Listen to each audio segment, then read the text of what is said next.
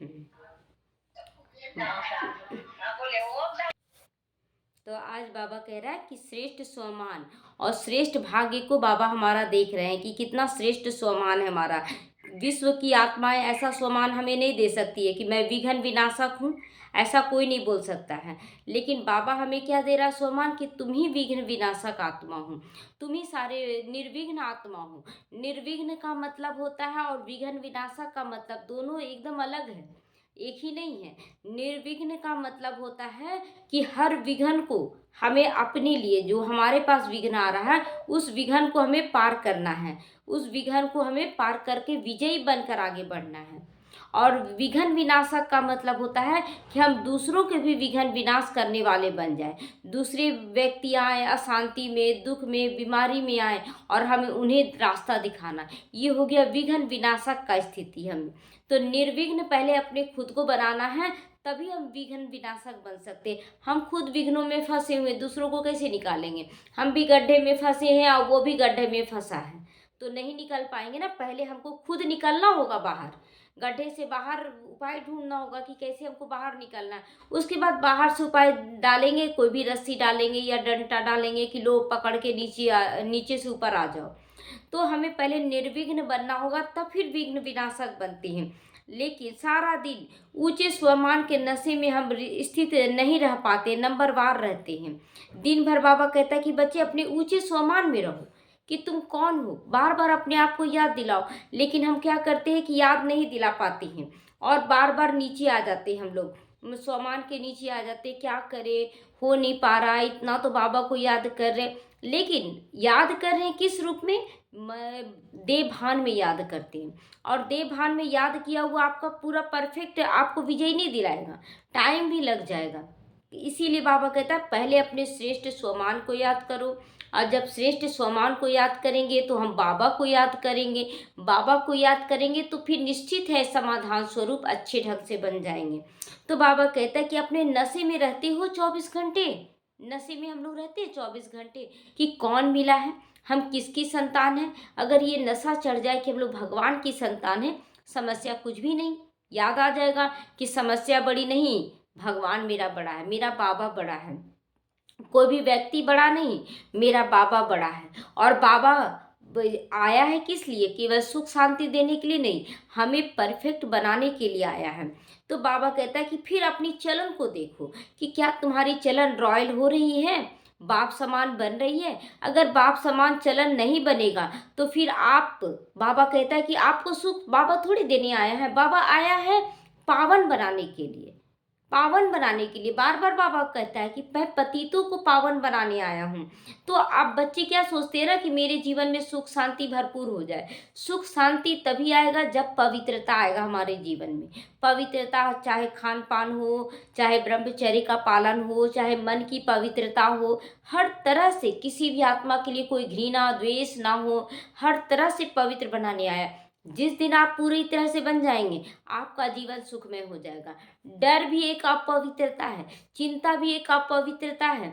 अपवित्रता को हटा दे पूरी तरह से और निश्चिंत होगा जीना सीख ले। जिस हाल में रखे बाबा उस हाल में रहना सीख ले। केवल एक बाबा, एक बाबा दूसरा ना कोई, ये परफेक्ट अपने अंदर कर ले। तो बाबा कहता है कि जितना आप अपने ऊंचे स्वमान में, निश्चय में, नशे में रहोगे, उतना ही आपका पुरुषार्थ सहज हो जाएगा, सहज हो जाएगा। और नहीं तो आप भारी होते रहेंगे कि क्या करें, दिन भर तो करते ही हैं। अब देखिए दिन भर करते, एक भी आत्मा के साथ अगर देवभान में आप रिश्ता जोड़े तो आपका क्या होगा कि पुरुषार्थ ढीला पड़ेगा। और ढीला पड़ने का आपके ऊपर पद्मा गुना भार चढ़ जाएगा। हम किसी भी देहधारी से घर में तो हम मान ले रहे हैं कि चलो ये आत्मा बाबा बोल रहा, आत्मा समझो। फिर बाहर गए, किसी भी व्यक्ति को देखे, अरे वो ऐसा कर रहा था, वो ऐसा कर रहा था, आप देवभान में आ गए, उसका पद्मा गुना लेकर आ गए कीचड़ा। और कीचड़ा जो लेकर आए वो आप घर में आए, उसके बाद वहां पर विघ्न शुरू हो जाता है। हम किसी भी आत्मा को देख रहे हैं, आत्मा देखें, ये विशेष पुरुषार्थ बाबा बार बार कहने बोलता है कि बच्चे हर एक को आत्मा देखो और सबको अपना आत्मा भाई के रूप में देखो, तभी तुम भरपूर हो सकोगे। आपका संपन्न स्वरूप शक्तियों और गुणों से भरपूर होना चाहिए हर एक के लिए, किसी खास के लिए नहीं।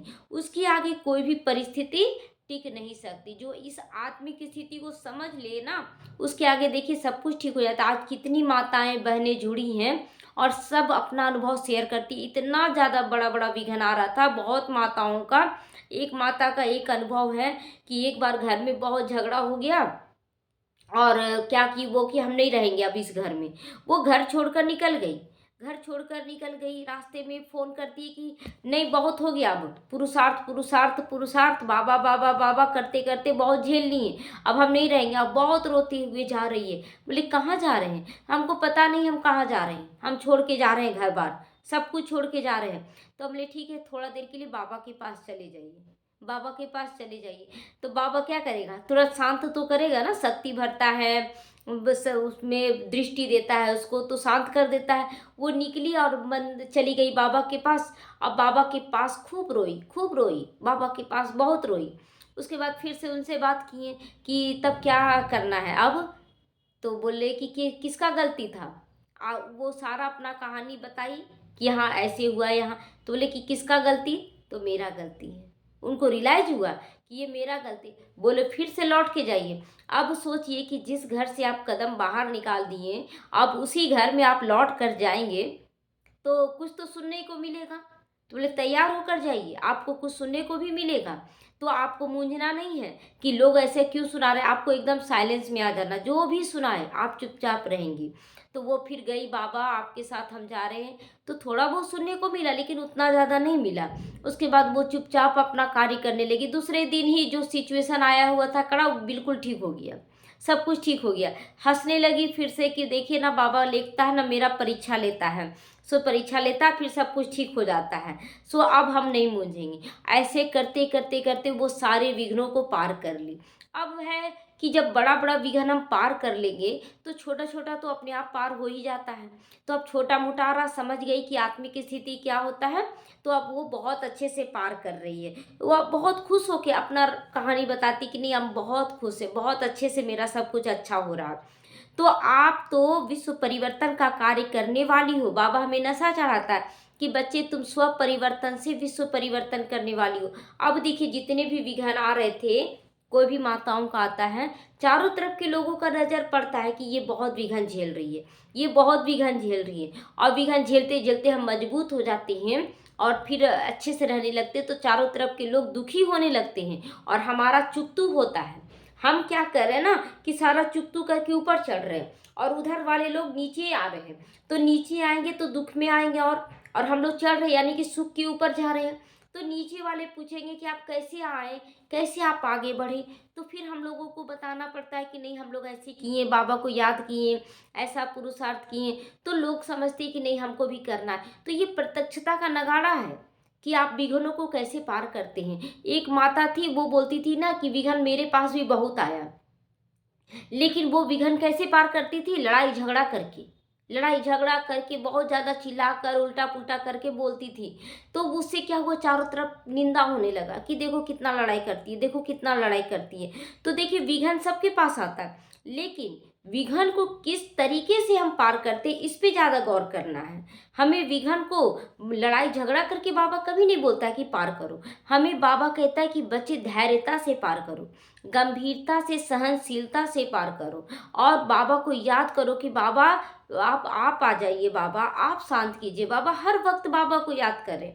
सारा कदम हम उठा रहे हैं कि बाबा मुझे पार करना है, मुझे सहन करना, लेकिन जब भी ना सहन हो तुरंत बैठ जाइए बाबा के आगे। बाबा हमसे नहीं हो रहा बाबा। आप महसूस करेंगे कि बाबा ठीक करता है, लेकिन हम क्या करते हैं ना कि उसके बारे में निंदा करते रहते, ये ऐसा करता बाबा, ये ऐसा करता, लेकिन बाबा को याद करके उससे समाधान नहीं बोलते कि करने के लिए। तो इसीलिए बाबा कहता है कि बच्चे तुम स्व परिवर्तन करके तब विश्व परिवर्तन करने वाली बच्चे हों। इसीलिए आप बच्चों में इतना निश्चय और नशा होना चाहिए कि मैं कौन हूँ, भगवान द्वारा चुनी गई आत्मा हूँ। यह स्वयं परमात्मा ने आप बच्चों को याद दिलाया है, आप कौन हो, किसके बने हो। तो अब आपको अपने स्वरूप में स्थित रहकर गुणों और शक्तियों को यूज करना चाहिए। गुणों और शक्तियों को, तो गुण और शक्ति क्या है? गुण है, हमारा गुण क्या है? आत्मा का गुण होता है सदा शांत रहना, शांत स्वरूप बनना, प्रेम स्वरूप बनना, पवित्र स्वरूप बनना, ज्ञान स्वरूप बनना, सुख, शांति, आनंद, प्रेम, पवित्रता, ज्ञान और शक्ति। शक्ति में भी 8 शक्ति, कोई लड़ाई झगड़ा करने वाली शक्ति नहीं है। शक्ति क्या है कि सहन शक्ति है। सबसे पहला है सहन शक्ति, और हमें सहन करना बाबा बताता है। उसके बाद समाने का शक्ति। सहन तो हम कर लेते हैं, लेकिन 10 लोगों को सुना देते ऐसा हो रहा है, ऐसा हो रहा है, खत्म हो जाता है वो। जो पावर आना चाहिए वो खत्म हो गया। तो समाने का भी शक्ति होना चाहिए। उसके बाद क्या है कि सामना करने की शक्ति। कोई भी विघन आया है, विघन बहुत बड़ा बड़ा आया है, उसको समाधान स्वरूप बनकर सामना करें। ये नहीं बैठ जाए क्या करे, अब कुछ समझ में नहीं आता, बाबा तुम ही ठीक करो, ऐसा नहीं है। बाबा कहता तुम कदम आगे बढ़ाओ बच्चे, पीछे से मैं खड़ा हूँ तुम्हें सहारा देने के लिए, लेकिन तुम आगे बढ़ो। तो सामना करने की शक्ति। 8 शक्तियाँ क्या है कि इस ढंग से कभी नहीं बोला गया है शक्ति कि तुम गुस्सा कर दो, तुम जाकर लड़ाई झगड़ा कर लो, तुम भला बुरा बोल दो, किसी को गाली दे दो, ये शक्ति नहीं है।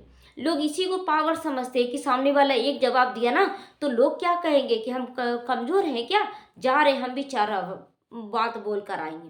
तो ये 4 बात बोलना बाबा कभी नहीं सिखाता है। ताली बजाने के लिए बाबा नहीं बोलता है। बाबा आप मधुबन जाएंगे ना, तो मधुबन में जब ताली बजाने के लिए कहा जाता है तो बोला जाता है एक हाथ की ताली बजाने के लिए, ऐसे हाथ हिलाने के लिए कहा जाता है ताकि आवाज ना हो। और यहाँ पर देखिए दोनों हाथ बजाने से आवाज होता है, आवाज नहीं करना है। तो जब एक बोल रहा दूसरा भी बोलने लगे तो आवाज होने लगता है, चारों तरफ फैल जाता है कि देखो कितना ज्यादा लड़ाई हो रहा है। एक कर रहा है, कर रहा कर रहा, करते करते करते करते वो थक जाएगा, थक जाएगा, तो अपने आप फिर शांत हो जाएगा। तो बच्चे देखो, लौकिक में किसी के पास चाहे कितना भी धन हो, वह भी जानता भी है, मानता भी है कि ये धन हमेशा मेरे पास रहने वाला नहीं है। तो उस धन को स्वयं के लिए अगर यूज ना करे तो वह धन उसके लिए फायदा नहीं बल्कि और ही नुकसान पहुंचा है। बैंक बैलेंस किया हुआ है लेकिन कोई सुख नहीं भोग रहा है, अचानक एक्सीडेंट हो गया, सब खत्म हो गया, फिर वो सुख नहीं भोगा। अचानक बीमारी आ गया, बीमारी में सारा खर्च हो गया, सुख कहाँ मिला। तो बाबा कहता है बच्चे 24 हमेशा जो धन है उसको भी सदुपयोग करना सीखो। आपके पास धन है, कुछ बाबा के कार्य में लगाएं, कुछ परिवार को सुख देने में लगाएं, अपने लिए लगाएं, बाबा के घर आने जाने में लगाएं, बहुत तरह का सुख लेना है। तो धन को भी लोग बहुत ज़्यादा कंजूस के लिए बाबा आज बोल रहा है कि जो बहुत कंजूस होते हैं ना वो अपने शरीर पर फटा हुआ वस्त्र पहनेंगे, खाना एकदम साधारण खाएंगे, सब कुछ भी साधारण, और पैसा बचा बचा कर बैंक बैलेंस करते जाएंगे। और करते करते पता चलता है कि करोड़ों रुपया पड़ा हुआ था, लोग जान ही नहीं पाया, उसका स्थिति देखकर बोलता था भिखारी है। और वो पैसा जमा किया, अचानक शरीर छोड़ दिया, का क्या फायदा मिला। अब बाबा कहता है बच्चे हर घड़ी को अंतिम घड़ी समझो और अपने ऊपर सब कुछ करो। बाबा मना नहीं करता है, लेकिन एक लिमिट भर और सफल करने के लिए अभी बोलता है बाबा कि अपना कुछ काट कर भी बाबा के यज्ञ में कुछ लगाना है, अपना पेट काट कर भी लगाना है। क्या दिखाया सुदामा का, यही चीज दिखाया ना।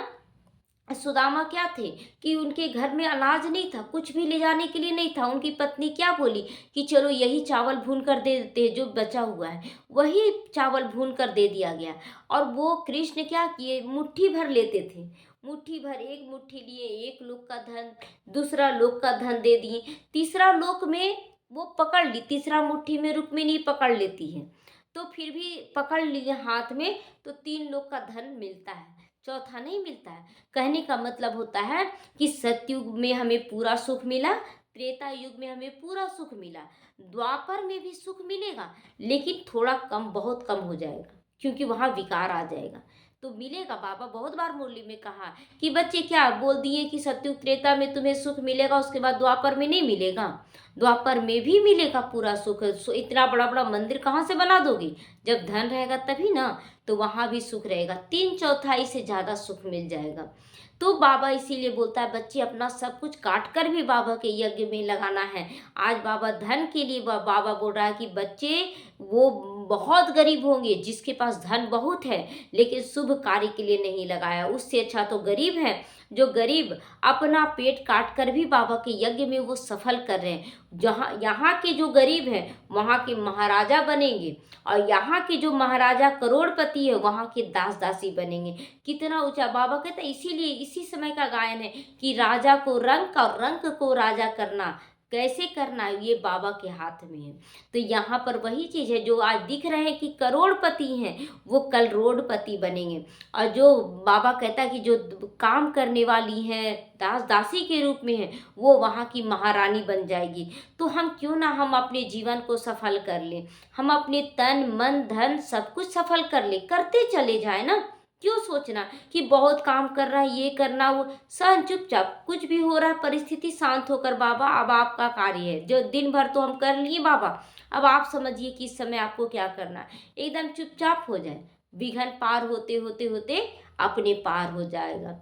तो सामना भी करना है, समाना भी है, सहन शक्ति भी लाना। देखो बच्चे समय बहुत कम बचा है और लक्ष्य बहुत ऊंचा है, तो अब बार बार अपने पहले लक्ष्य को याद करो और संपूर्ण स्वरूप को भी याद करो कि हम क्या बनने वाले हैं।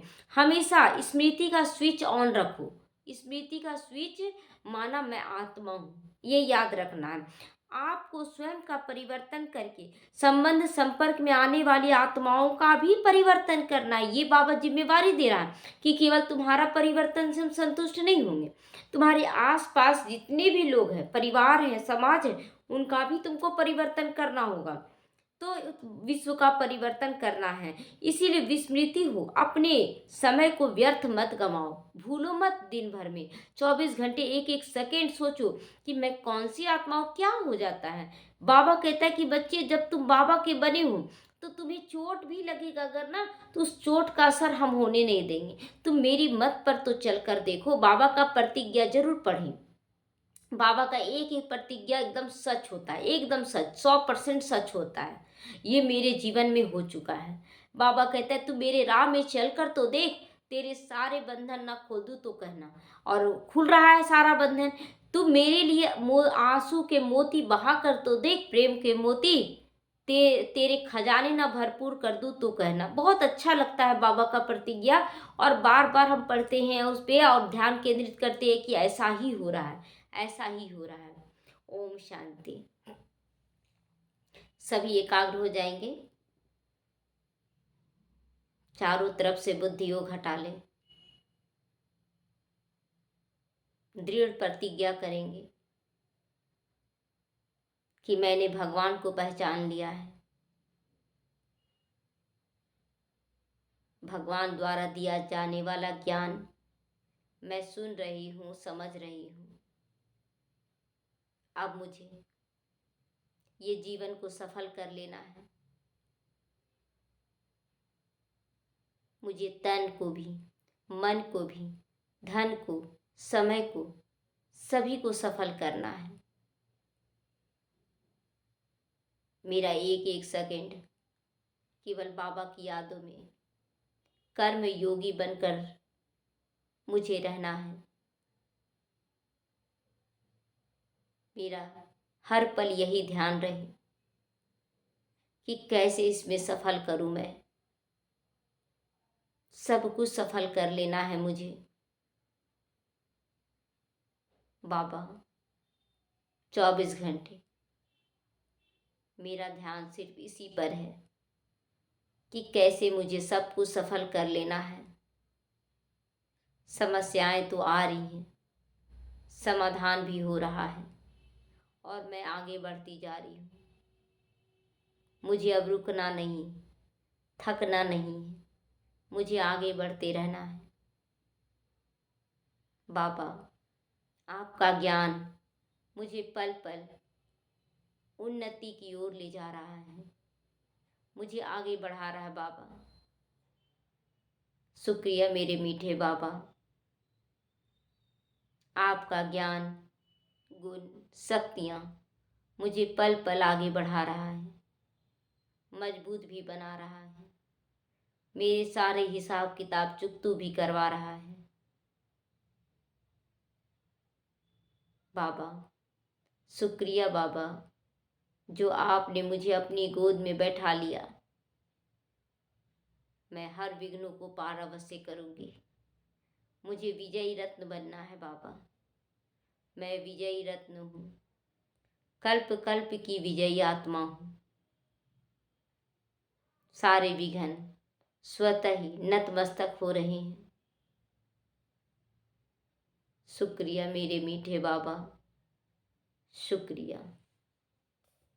ओम शांति, ओम शांति।